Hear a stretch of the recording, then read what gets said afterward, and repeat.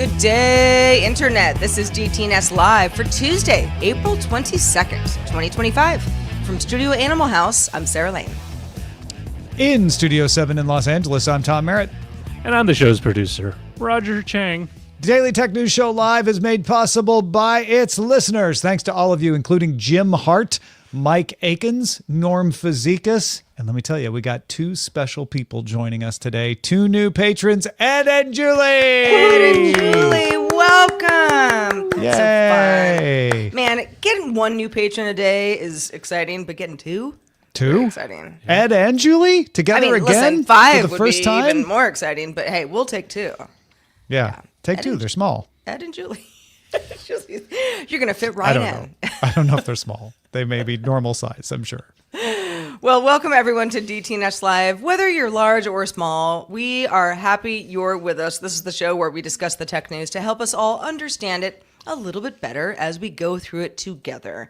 I was talking to Tom, Roger, and Joe before the show about these sweet potato dumplings that I bought just to see how they went. And I would say, we'll try harder next time. It's not really sure what I bought, but that's sort of the fun with food that you're like, maybe it'll be good. I can't speak for Korean. Did they look like sweet potatoes? They looked like little purple Oompa Loompas. Yeah. I think I know. I'm worried that I know what you mean. Because why are you worried? Well, I'll explain in a second. But, okay. Is it these? Let's see. These little guys, like they're frozen. And then Yep. That's him. That's the ones. You didn't do anything wrong. That's just the way they taste, and I love them as they are. Okay. Now, knowing that, I might be like, okay, that's just how they are. And if I want to do a little yuzu or something, to spice it up, then maybe I do that. Yeah. All right. They're supposedly kind of imitating the idea of getting a fresh roasted sweet potato, from a street vendor, but in bun form. I will not go on and on about the sweet potatoes, but I did have a friend over when I made them, and I was like, let's try it. And he was like, what are they? And I'm like, I don't know. The reason I'm worried is that I'm like, I love these. They're like a viral hit where people are like, these are amazing. And Eileen and I got them. We're like, ooh, these are so good. But it's expectation, right? Your expectation did not match the delivery. So I think that's probably what it was. Yeah, I mean, if you're talking like an actual sweet potato that's been, I don't know, roasted and buttered, and this is but not that. buttered. Yeah. That's the thing. Like the roasted sweet potatoes are never buttered. Maybe a little salt, but that's it. Yeah. There's a different flavor profile that people have they're expecting. Yeah, there's some nostalgia probably. And sometimes you can come around, right? Yeah, I mean, there have been many times where I'm like, I don't like the taste of this. And then, after a few tries, I'm like, you know what? Capers, I actually do like them. Oh, They're love delicious. capers. I love capers. I've always liked capers, but Eileen hates them. Yeah, especially, they're comical caper and olive haters. No, she likes comical capers. They're sometimes in the same family of like. She likes robbing banks, those kind of capers, but not the kind that are that's on a different food. kind of caper. Yeah. Well, Roger, any thoughts on dinner last night before we move on to tech news? My dinner was leftovers. Well, so there it you was go. leftovers. They were acceptable because they were left over. They were leftover turkey, leftover ham, leftover mac and cheese? Leftover fast food Chinese food. Oh, yeah, okay. Or Chinese fast food is the place where I get. It's literally called Chinese Panda fast Express. food. No, the store is called Chinese fast food. It's actually better and cheaper than Panda Express. Oh, Panda. Oh, no, I can't eat P.F. Chang's. Too salty. Yeah. I made Roger go to P.F. Chang's once. And I felt like, wow, am I the only Asian person in here who isn't the waitstaff? I think you might have been. Yeah, P.F. Chang's. Was it in Vegas? No, it was here. It was in the Bay Area. Okay. Yeah. Oh, was it? The only P.F. Chang's I've ever been to is in Las Vegas.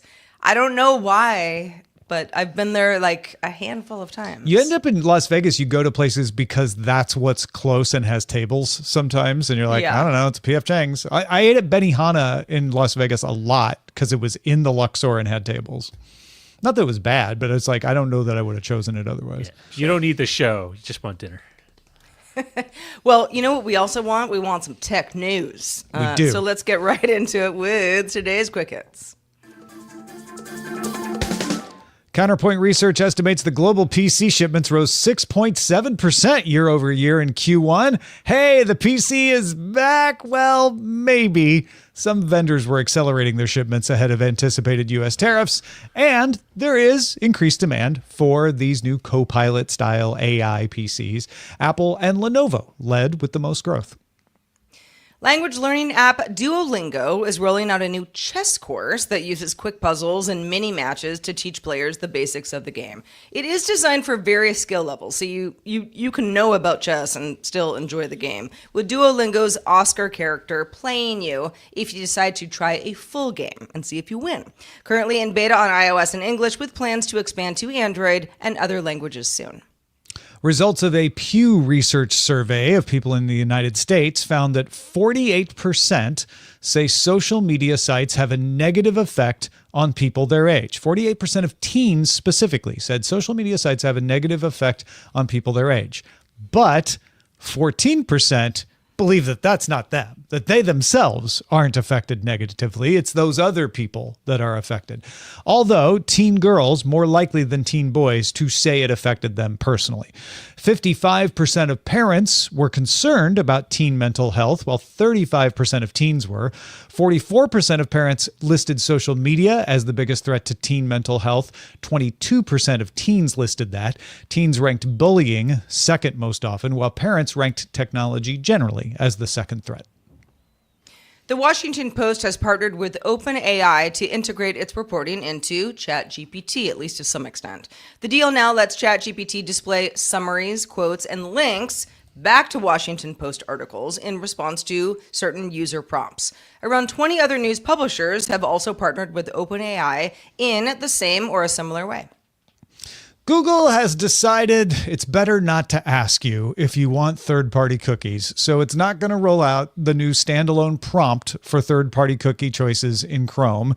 That is a reversal from Google's plans that they announced in July to phase out third-party cookies entirely and give you the chance to turn them off altogether. Google says there is mixed industry feedback and ongoing regulatory scrutiny. Google's Privacy Sandbox initiatives will continue, though critics argue the project doesn't really have a lot of momentum these days. In other Google news, new testimony from the remedy hearing in Google's antitrust trial, remedial hearing, has Google saying it's paying Samsung each month to pre-install its Gemini AI app on Galaxy S25 devices. Now, it's a 2-year deal, which includes monthly payments and a cut of ad revenue, and began after Google was found guilty of antitrust violations. The U.S. Department of Justice called it an enormous sum, arguing that Google's practices should face stricter penalties, up and to including breaking up parts of its business. You may have heard of or missed this story, so I'll give you some background. Chang, also known as Roy Lee, a former Columbia student, suspended for creating an AI tool to cheat on job interviews, has raised $5.3 million for his new startup, Cluely. We don't usually just say, hey, this startup raised some money, but there's an interesting backstory here. The company, Cluely, as it's known now, offers hidden AI assistance for tasks like exams, sales calls, and interviews if you are not in person. So if somebody is, you're having I was about to say Skype interview, RIP Skype, an interview over Zoom, or for whatever reason, you're screen sharing showing the person who potentially would hire you how you are crunching code, that sort of thing. This is what this is for the most part. Now, the company frames it as a way to cheat on everything, and people go, oh boy, cheating. But also says, all right, well, calculators used to be cheating, right? Spell check used to be cheating. And these are just tools that are, for the most part, pretty widely accepted. Cluely also said it surpassed $3 million in annual recurring revenue. So the backstory here is, so Lee and his co-founder were both students at Columbia University, very prestigious, CS students at a prestigious college. And Lee had decided to use a tool similar to this, something that they had coded and were kind of trying out, to get an internship at Amazon, which he did successfully. And then Columbia got wind of it because Amazon also got wind of this guy talking about it on on the internet, just all over the internet. And Amazon not only said, "Hey, Columbia, you better not do this again because we're not going to hire anybody from your college anymore." But then Columbia said, "Well, you can't do stuff like this, students, or we're going to kick you out of the college." Now, they're not expelled. They have been. They've been kicked out for, I think, a year, and at least one of them says that he doesn't plan to return. That's kind of not the point here. The point is sort of like, so what's this tool? How does it work? So I downloaded it this morning because there's a Mac OS app, and it really isn't anything that I would use because I can't think of a situation where somebody would be looking at my screen where I could like have a hidden browser window, which is basically what this is, that could not be seen by the screen sharing program. So for example, if you and I, Tom, you're sort of like, I'm having an issue with, I don't know, my settings. You're like, share your screen. And then I secretly am using Cluely. In a perfect world, you never know that I'm doing that. So I can, ask the AI questions. Which is a weird example because if that's the case, you probably don't need my help with the settings because Cluely could tell you how to do it, right? But yeah, I get what you're saying. It's about interviews. It's the leet code rebellion where you are told like, I need you to code right now off the cuff to show me you can code. And what Lee is saying is like, that's a really ridiculous way of evaluating engineers, especially given the fact that we all have these tools available. You should let us use them in the interview to show that we can use them well. And in the absence of that, he's making a living off of providing a tool to get around that stuff. Yeah. So the version of the tool that I downloaded is free. However, and I was playing around with it a little bit, trying to, just sort of see, okay, where do we go? And in many cases, it's like, let's say I am on the spreadsheet of Daily Tech News Show Live right now. And it kind of goes like, ooh, this looks like you're very good at podcasting. And, it was basically summarizing. It was like, here's what you're looking at right now, and I'm going to help you. Mm-hmm. Like what if I was like, what is this spreadsheet? It was attempting to do that. However, and then it goes ... subscribe to Pro for $20 a month. So this is a tool where it's not going to get you very far unless you actually take it seriously and are paying for it. And maybe for a couple months, as you're looking for the best job for you, this could be helpful. I don't really have a who's right, who's wrong issue in my mind about whether or not you should be able to use these tools, because obviously a university and a company like Amazon both say you should not, or at least you should not, unbeknownst to us. And I don't know, Roger, where do you think we are at this point? I think we're at that weird point in our social interactions mixed with technology where I think a lot of people feel that companies have maybe an unfair, unweighted advantage because, if you've ever submitted an application, chances are 8 out of 10 times it's going to be scanned first through an AI before it reaches a human set of eyeballs to do any sort of human evaluation on it. And I think this is just a normal response to that. And honestly, if you do get a job, most jobs do have a probationary period. If you're not cutting the mustard within the first weeks, they're probably going to reevaluate your initial hire. But seeing as how kludgy and how almost Olympic levels of tasking you need to do to get through, because my wife has been through more than nothing to the extent of coding, but she's gone through and had to develop an entire presentation and give it in person. I think there is just a natural reaction. It's like, I need some way to give me an advantage, because at this stage it's just a very overwhelming process. And honestly, I don't really see and just time consuming, right? It's maybe if you want that one job, then you put your heart and soul into that. But maybe you're looking for the best job for you, and and you have to put all that same energy and effort into all those presentations. Try imagining putting your heart and soul into 10 of those. Right. On a quarterly basis, because that's what my wife was doing at one point. because that's the level of. Well, yeah, interviewing is BS and it's hard across industries, but that's not what this story is about. No. This story is about leet codes specifically. I mean, that's what Roy Lee is after, and the fact that is not a good way to evaluate an engineer. In fact, I think we had it well put by someone in our chat just now, but it is generally considered to be a poor way of evaluating people, giving them code, asking them to solve it themselves at home, and then bring it back to an interview and explain how they solved it. That's a good way to do it, and something that clearly might help you figure out an answer, but you'd still have to explain how you got that answer, right? So yeah. I think Lee's doing a great job of drumming up attention on the business. I think he knew exactly what he was doing when he got kicked out of Columbia. I think he knew that people would complain, that Amazon might complain. He may have been in bad faith when he tried to get that internship, but he doesn't care. He's trying to build a business. And he's also saying very nice things about Columbia. He's like, I had some great time there. I don't necessarily learn a lot in college, but I hold no ill will against them. So let's look at this for what it is. It's someone shining a light on a vulnerability in the interview process and trying to help engineers get around it. Yeah. I will say, just in closing on this this story, because I was trying to kind of do a deep dive this morning because I had not heard when he initially was kicked out of Columbia, but this is a couple months old now, and there's some stuff has happened since. Cluely has this promotional video that is meant to. Will not explain how Cluely works because it actually it's very confusing. But the idea that like you could sit down across a table from somebody, having dinner, maybe it's a first date, that kind of thing, and they're asking you about yourself, and you have this sort of invisible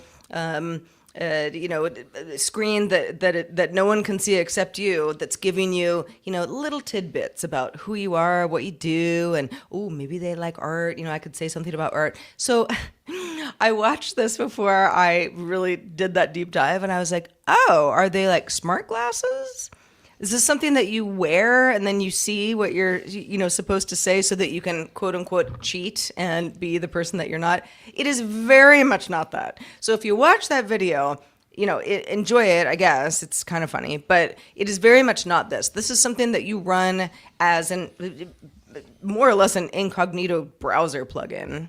And it just can't be detected, at least at this point, by a variety of tools that people use. So that's that. Kind of fun. Yeah. No, it's a funny commercial because it's trying to show like this is what would happen if Cluely were available in your glasses, but that's not the product. Yeah. And it ends with the guy kind of screwing it up, showing that like, hey, Cluely is not going to save you from being who you are. Yeah. Which I kind of like that. That woman who wasn't going to date you anyway, still not. He screwed it up on his own in the end, and clearly couldn't help him. Well, it's just you watch it and you're like, what is the product? Does he have a computer hidden? It's supposed to be funny. But all right, Tom, say you're also at the restaurant, and I'm at the next table, right? Or your first date has been like, you're acting weird, I'm just leaving, okay. And it's time to pay for the bill. You might be able to pay for it through a smartphone. Some of us who do that think, oh gosh, why ever go back to a wallet? But it does have its own set of challenges, right? Yeah. So how do you get the waitstaff's attention to let them know you want to pay? I saw this on Hacker News. Software engineer Sebastian David Leese has a post about it. In the U.S., it's common to get the check, and they'll sometimes put it in a nice little vinyl holder for you, and then you either put the credit card at the end so it's peeking out the top, or if you're paying cash, you just have the edge of the bills peeking out, and then the waitstaff knows, oh, okay, they're ready for me to charge them. And yes, in the U.S. we still sometimes do the weird thing where they take your credit card away and then bring back the receipt, but more often we're doing what Europeans do, which is they bring the thing over to you and then you tap it, but you still put that credit card or that cash there to let them know, hey, I'm ready for that, right? If you pay with your phone, that doesn't work. So Seb suggested this. The bill should arrive with a card, red on one side, green on the other. And then the bill arrives with the red facing upwards. When you want to signal you're ready to pay with your phone, don't put your phone on top because they're going to be like, I don't know, I guess he just set his phone down there. You just turn it over to green. And it's like a Brazilian steak restaurant. It kind of, I mean, this could work with paying using your phone, but this could also just be a great way to just pay in general. Yeah, just however it was. Like maybe they couldn't see that your cash was sticking out. So now it's clear. You put the green thing. I don't think anybody's going to do that. Sebastian David Leese in his own post said, I don't think anybody's going to do that. But have you run into this where red you're light, like, green light. Yeah, where you're like ready. I mean, I've more often run into like they haven't even brought the bill. People in the U.S. are very reluctant to ask for the check, it seems like. So often we just wait for someone to bring it versus most cultures where you like wave somebody down. But even then, like when you're ready to pay, how do you let people know other than shouting? Well, and I know that Waving your phone friends of mine who do not live in the U.S. often laugh at, and I don't eat in restaurants as much as I used to, but just it's like, why are you guys all in such a hurry? You know, there is a lot of cultural stuff involved, right? It's, you know, this whole just like, where is our check? Where are they? Kind of thing. And that, like you said, Tom, it's like there's, you know, you get somebody gets that you know, the leather billet. And sometimes you're in such a hurry that you're like, here's the card. Don't even, you know, come back around. It We're took done. you so long to bring that. And they even go, though I okay. never asked you to bring it, which is what I Right. should have done. Yeah. Or sometimes you're just, I don't know, you're trying to make a movie or who knows. I like it better in Korea and Japan. Most places you just go up and pay when you're done. Yeah. Or definitely in Korea. You just go up and you're like, okay, I'm done. I'm ready to pay. And that's perfectly acceptable. That seems to be the easiest. That is like the Denny's model. Like when the last time I was Denny's was last year, but they just leave you the receipt and they say, when you're ready to pay, go to the front. I love that because I'm like, all right, we're all ready. Everyone use the bathroom, wash their hands, pack them. As my family goes to the car, I just go up to the counter, pay, you know, write the tip, and I'm out. I think there's a bunch of cultural cues here, and I think for restaurants, at least for the servers, they don't want to feel like they're rushing people. Like, oh, here's the check, because oftentimes that's a signal by the servers, like, all right, your time's up. You need to get out of this booth. Well, and sometimes they do it because your time is up because it's a busy restaurant and they're like, other people have reservations. And through gritted teeth, they go, no rush. No rush. It's like half your restaurant's empty, buddy. You know, who are you rushing here? But you know, it's what I find is it depends. It depends not only on the wait staff, but also the kind of food. Like if it's a diner, I don't feel rushy. But if it's something a little more intimate or maybe a little more expensive, sometimes I feel that when they come around, it's sort of a gentle nudge to push you out the door. I've found the opposite. Usually the more expensive and the more fine dining the place is, the less likely they are to bring you your check unless you specifically ask for it. Right. Because they are trying to, you know, you're in charge having your here. experience. Take as long as you need. Yeah, exactly. There are also, and I know not all restaurants do this now, but that whole idea of like, go up to the counter, you see the menu, you pay for whatever, you get a table number, go to your table, have your fun, maybe, you know, leave a couple dollars on the table as a tip afterwards, or you tip them beforehand. That used to feel like, oh, so this is like a cafe, not like a restaurant. And not in a bad US, way, sure. Yeah. but it I remember at one point it was sort of like, oh, you have to do that. Okay. I guess there's just less customer service here. And now that feels like, oh, this is so much easier. Yes, Yeah. exactly. Like, I love the places where you pay first, you know, and then they bring the food out to you, and then you're done. You leave whenever you want. Yeah. Right. Yeah. They don't to have me, to. You could be like, hi, could I have another napkin? You know, that kind of thing. But Yeah. But the idea is that the friction is over with at the beginning, not at the end. And it's not about hurrying to me. It's about being able to leave when you're ready and not having to plan ahead. Like, okay, I'm ready. Now I have to wait another 15 minutes because I didn't realize I'd be ready now. Yeah. You know? Yeah. And you know, it again depends on the restaurant. Like I don't drink, so they off the bat, most restaurants know they're not going to milk too much out of me out of booze. But having been worked in a restaurant for a very That's lengthy because time, you come in and sit down and go, I don't drink. You're not milking money out of me. And then they're exactly. They know. That raises everyone's flags.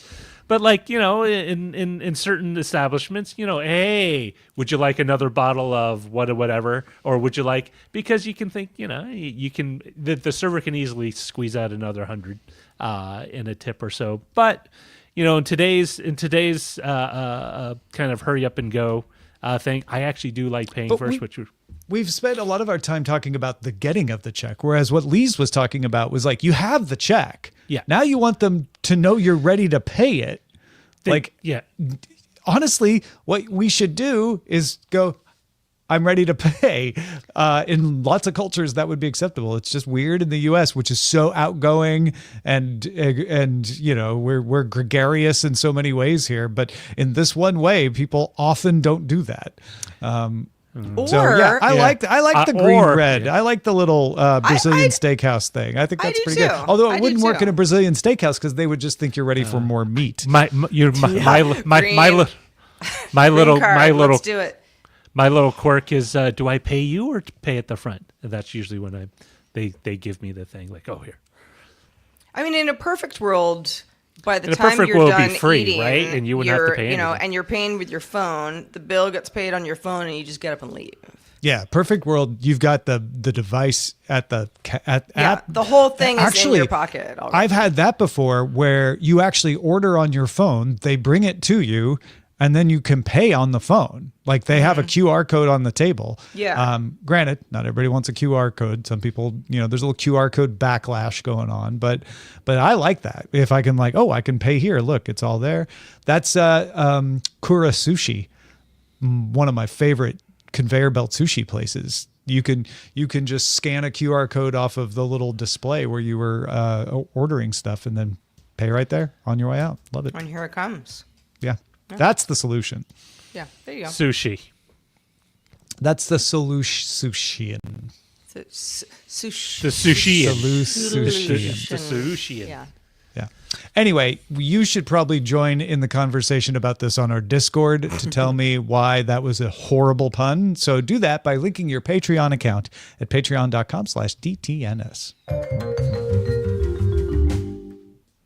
If you are an artist, having your work transcend your lifetime is for many artists a really ultimate goal. But some artists are turning to AI to help in that journey. Roger, what have you found? So MIT Technology Review has a great story about the increasing use of generative AI in the creation of webcomics in South Korea. Now, there's been a lot of friction that most people are familiar with around training data from other webcomics, as well as kind of is AI-generated webcomics truly an art form. But what was remarkable about this story was that Lee Hyun-se, a legendary South Korean cartoonist, developed a model based on his art style, his techniques. And he used Stable Diffusion to kind of build it. And the idea is that he wanted to have a model. So when he passed, there would be an element of his artistic vision that would be ongoing. So say in 50 years, someone else has, can run new text prompts through it and generate art in that style. And so I was thinking, as this technology improves and becomes more ubiquitous, does that offer sort of a legacy way to kind of leave an imprint on the world of your creative process, right? Before it was like, I have all these oil paintings, or I have this architecture that everyone sees, and then hey, Buckminster Fuller's Buckyballs and Epcot Center and all that. That's what I think of. Now you just have an LLM. As I'm going to use the Sarah LLM to develop my own podcast in the Sarah Lane style. Don't you dare. No, he's saying you would do that yes, as your legacy to leave behind, right? Yeah, you're Ozymandias, your big statue. I mean, I guess the obvious question is, well, couldn't someone else just do that? I mean, that's the thing, right? what makes this interesting is people are like, wait, so many artists don't want these models to imitate them. This guy does? Like, yeah, because he's in control of it. It's all about control. What artists don't want is someone else using their art without their permission and taking credit for it, right? That's the fear.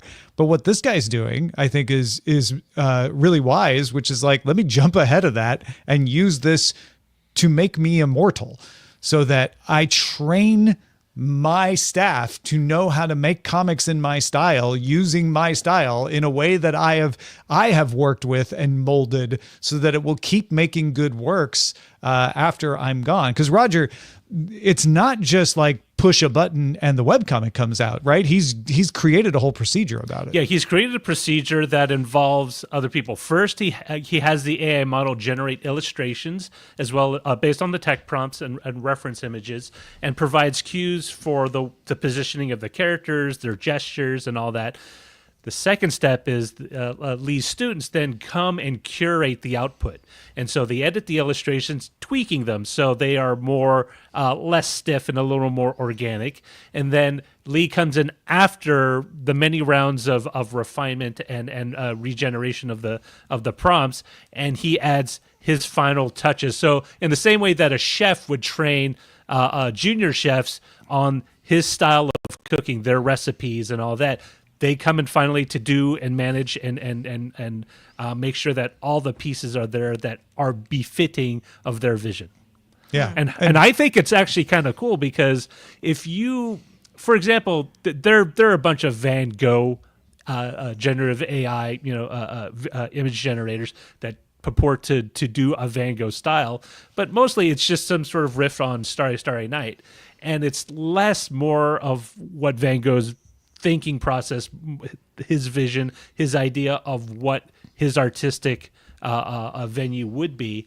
And I think that's kind of cool, because you're going beyond just the surface level and you're going deeper into your methodology or process. Well, he's using the model for what it's good at, but then filling in the gaps about what it's not good at with humans, and then training those humans how to do that as well. And now, while he's still here, putting the final stamp on it, right? But eventually, like the sous chef becomes the chef, he can, tap one of those folks to be like, keep using this model, you're really good at it, and you'll be the final say going forward. I imagine that's the idea at some point. I think the recipe versus, a Van Gogh painting is a good comparison too, because you kind of go like, well, I mean, if you can follow a recipe to the T, then you can just make the same dish that your favorite chef made.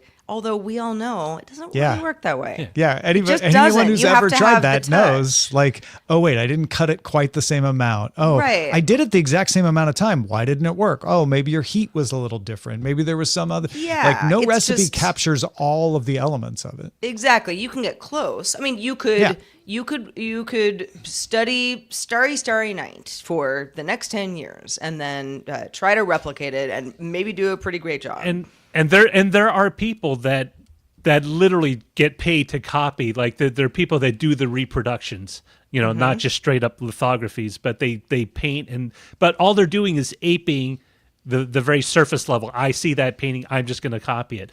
This is more about let me put what I think is important. It's whether it's a character's visual look, right, or the way the juxtaposition of the different characters.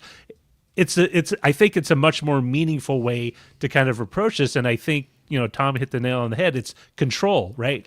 Lee can control this because he is literally guiding the process, and hope, at some time in the future when he's no longer around, there are people that continue that. Yeah. And I mean, it's kind of cool because, you no longer, I mean, in a way it is sort of an immortalized version, although a very,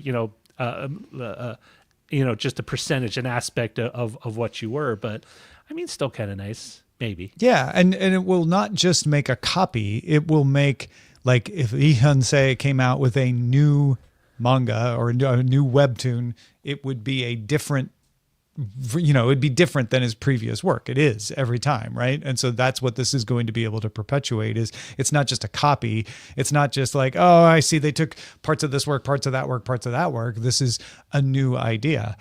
It also, I hadn't thought of that till just now, a way to avoid that, he doesn't say she's not as good as he used to be, right? Like this could actually keep the inevitable decline of any artist from happening.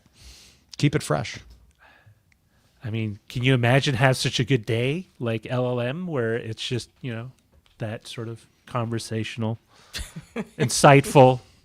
Yeah, we're insightful, that's for sure. Very expressive, thought-provoking discussions. Yeah, I think feels like a very personal decision, right? You could be like, no, when I'm not there to do it myself, it's over. You can't replicate me, and a lot of people are going to say that. And and then there are others who like the idea of this is you're carrying my torch. And some artists are like that. Like they feel that their artwork is very transitory and very ephemeral. It's of this moment, of this period of time. When they're gone, they don't want to be like just the legacy. They want to have been a stepping stone onto futures artists' work, as part of the creative cycle. And it's really dependent on the individual or individuals involved. Yeah. There's not just one artist too. It could be young Sarah Lane, old Sarah Lane. Right. Yeah. TechCrunch I went through like a phase where I wore a lot of pink. Yeah. Like you could have Sarah like Lane. 5 or 6 different Sarah all my t-shirts Lanes. had cats on them. And they would be like Little Women LLM. Oh, Pride and Prejudice. There's a joke in there somewhere. I just don't have it right now. All right, so we do have some good news on this Tuesday here, the year of our Lord, April 22nd, 2025. The long-awaited day has come. Instagram has launched a mobile video editor. Tom, are you excited about this? I am so excited. I can't even hold it in. Yes, Edits is here. Instagram launched its CapCut competitor, Edits, on Tuesday. The video editor is available free for Android and iOS. It includes tools for project management, note-taking, and data and video performance. The video editor includes generated animations from still images, green screen effects, and subject cutouts. However, a lot of people think it's not very good. It's free. I tried it out. You can post directly to Facebook and Instagram from within the app. It'll save it to your camera roll first, so it's not keeping it from you. You get it in your camera roll and do whatever you want with it that way. And in fact, if you say, I don't want to post it to Facebook and Instagram and just save it to my camera roll, you can then take it and post it on TikTok or Snapchat or wherever you want to post it. My wife, who does a lot of CapCut work for her TikTok and Instagrams, told me in no uncertain terms, the green screen function sucks on Instagram Edits, and she will not be using it because she uses that all the time. It's when you put your floating head in front of the thing you're talking about. She's like, yeah, it's really bad. And I said, yeah, okay, I think it's pretty bad too. But the difference with Edits is it doesn't put the watermark at the end the way CapCut does. With CapCut, you have to pay for it to get rid of that watermark. Edits is free. And she's like, yeah, TikTok itself lets you edit. And the editor inside of TikTok is better than Edits and it doesn't put a watermark on it. So I would just use TikTok if I wanted a free editor and not use CapCut or Edits. I don't know. Have you all played around with it yet? I haven't. I have played around with CapCut. I actually prefer the desktop version to the phone version, just, I don't know, screen real estate type thing. But I understand why, if something was not as crisp as CapCut is, because it really does work really well. It depends on what you're doing, of course, but it'll give you a really good output and kind of walk you through it, hand-holding you. If Instagram's offering is not up to par, then people will say, yeah, like green screen. You don't want it to. It's like, obviously, I'm not floating around.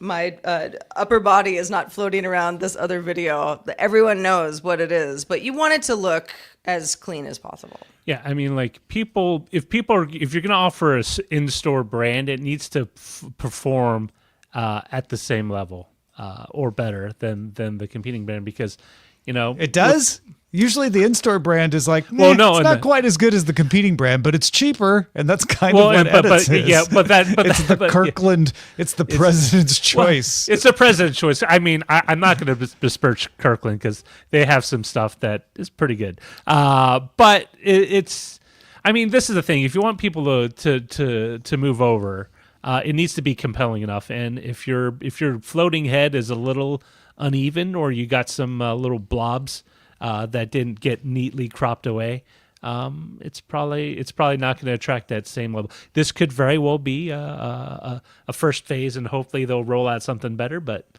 I mean, this is the thing. I really hate editing on mobile devices. I need, because of my background, I just need to sit down and be able to tweak it 5 ways to Sunday, using filters and all that stuff in Premiere or DaVinci or whatever. But CapCut that's the other thing is this is not Premiere or DaVinci or this is Splice. This is CapCut. But CapCut does what CapCut does, and it has no pretensions beyond that. But it does what the limited set it does very well, and at least from what I've been reading, Instagram the Instagram version isn't that. I actually didn't have a problem using it. Like for simple edits, it's not bad. It has the typical timeline with the yellow outline where you can like trim things front and back. Had a few features that I didn't get to where I'm like, oh, okay, you can move clips around a little easier. That's not bad. It was really the green screen that threw Eileen off, and she was like, "Yeah, I won't be using it because she uses that feature a lot." But maybe if you don't need that feature, if you just want a simple cuts only editor, that it might be worth it. It's and one of the things that I've realized is a lot of these tools are slowly moving. Not slowly. They are kind of rebooting our language about how edits work, right? Before, and one of the things that's always amazed me is that things like CapCut sort of and TikTok sort of introduced that we don't really need any sort of fancy transition. We could do a straight cut from one to another, and it's weird if you don't have that in any sort of if you don't have a fancy transition. Well, that not because it's more often than not, it seems normal if you do have a straight cut versus before. It's like, well, that looks wrong. You need to add like a fade in or a cross fade or something. Oh, you're saying that the crossfades and stuff look weird now. Yeah, exactly. Like the language has changed, the aesthetic has changed, and it's like jump cuts. There's jump cuts everywhere, and nobody cares. It turns out the public is not thrown off by jump cuts. They're used to them. So, yeah. Next on the chopping block, headspace. Gosh, I mean, right.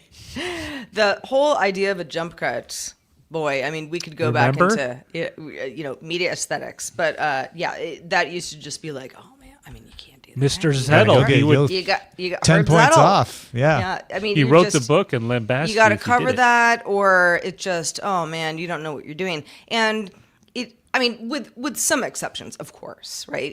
If it's very stylized specifically, but now it's so normal. It used to drive me insane where I was like, we're all sloppy now. No one cares. And I had to, this is like maybe in does no one care about art anymore in my style? It's like, no, things evolve. That's what happens. Well, you went from, we're all sloppy now and no one cares to, we're all sloppy now. No one cares. It's like, it's not a big deal. Well, and in some cases, I'm like, it actually kind of works well this way. Yeah. It's better. It's not for everything. And like you said, there's Roger, room for more different kinds of art in the world. The vocabulary changed. And the viewer in 1960s would have been like, wait, I thought this was live. There's a jump cut. Oh, it's been revealed that this was edited.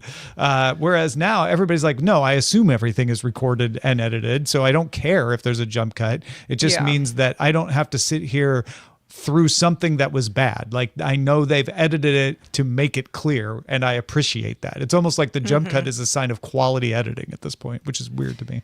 Yeah, because you're obviously like, if you did 12 jump cuts in 1 minute, it's like maybe that 1 minute take just kind of droned on and on, Yeah. or you kept forgetting what you were saying. It's like, do you want to see that first version? Because you No. guys do not want the first version of when I do Daily Tech Headlines. I will tell you that right now. You want the nice edited version where it's just the facts.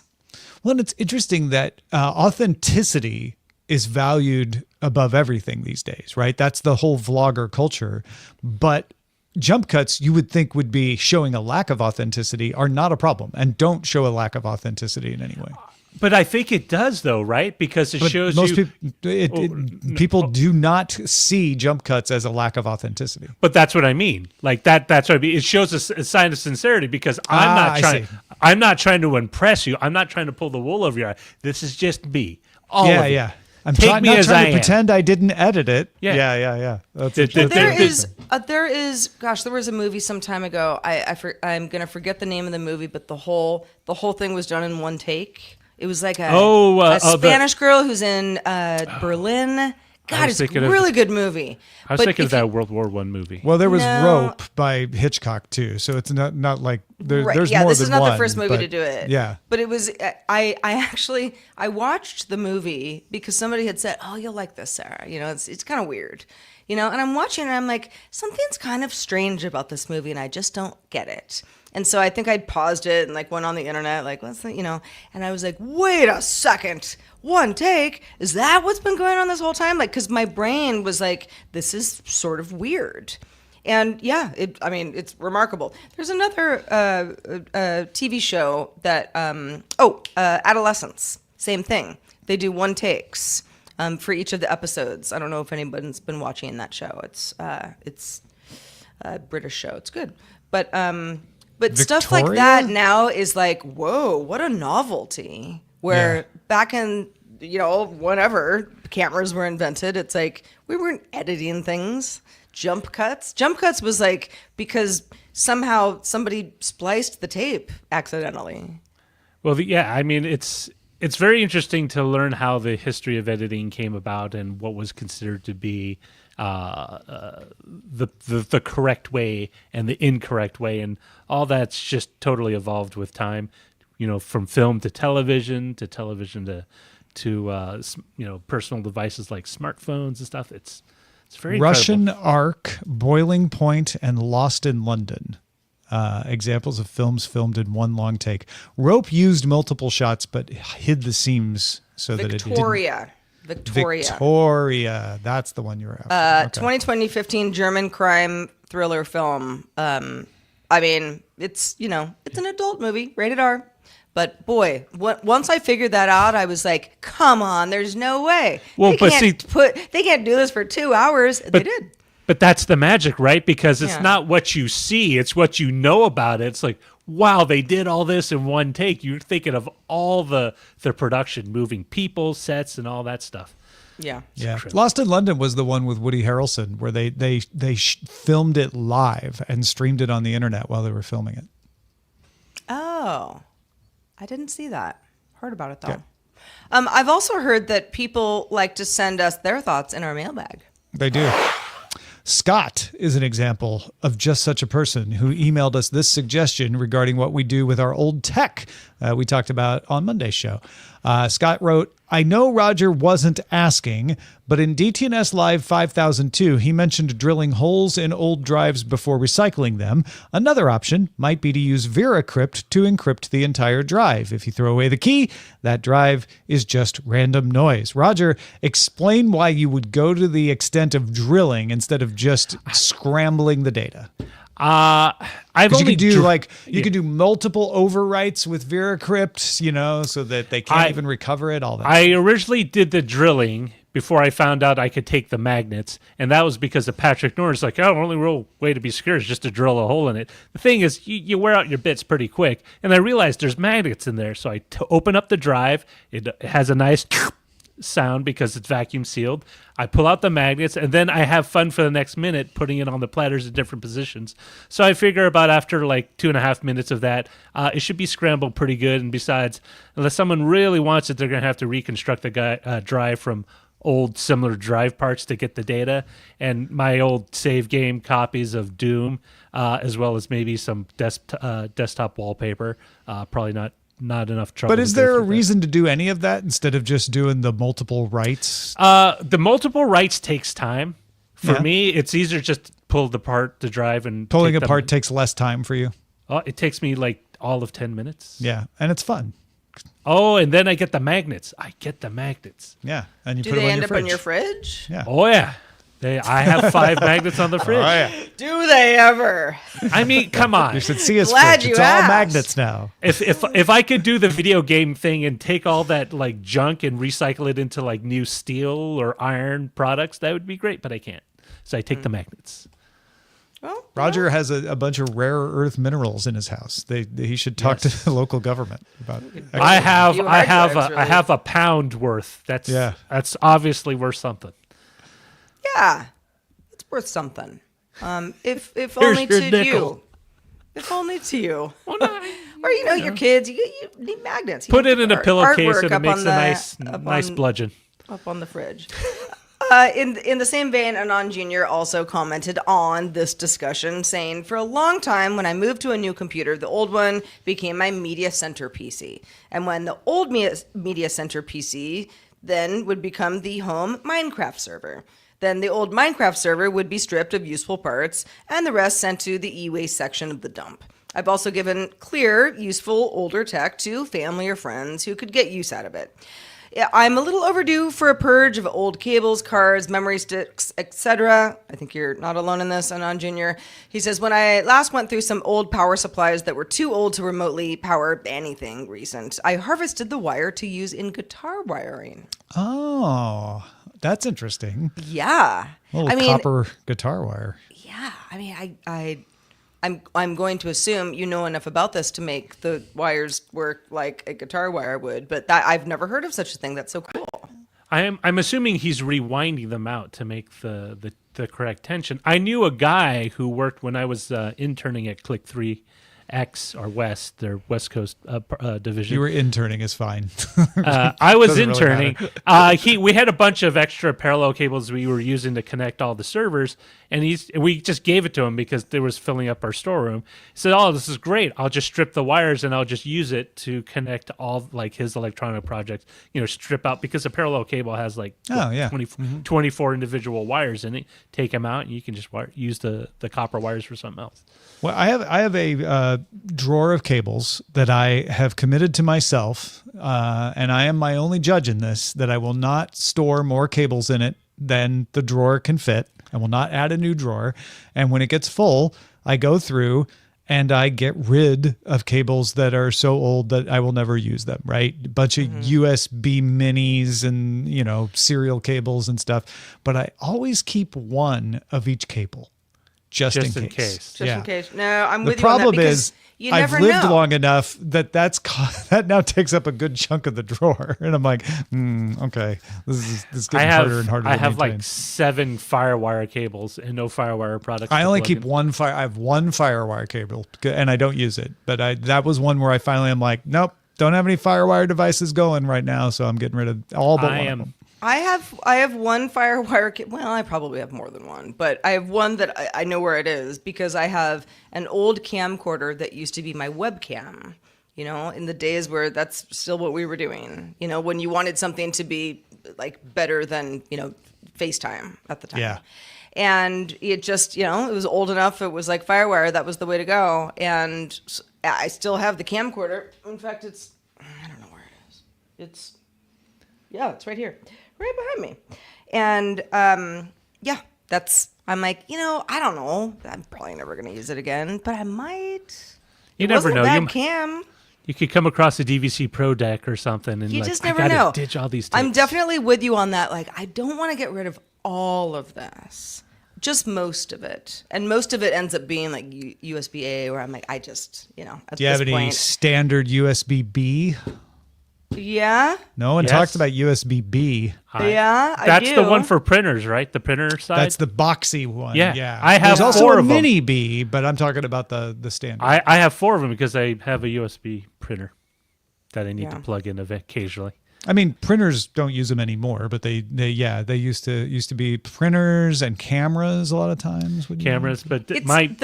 I know there's probably somebody out there who's like, this has never happened to me, but I cannot tell you how many times it's not even when I'm moving, although that happens too, because I move around a lot, but I'll be like, I know I've got this cable. All right, let me get the box out of the closet. It's in there, and I just can't find it, but I'm like, oh, here's like 2 USB-C like power cords that I really could have used a couple months ago. Why are they in this box? If you don't know you have it, you don't have it. You don't.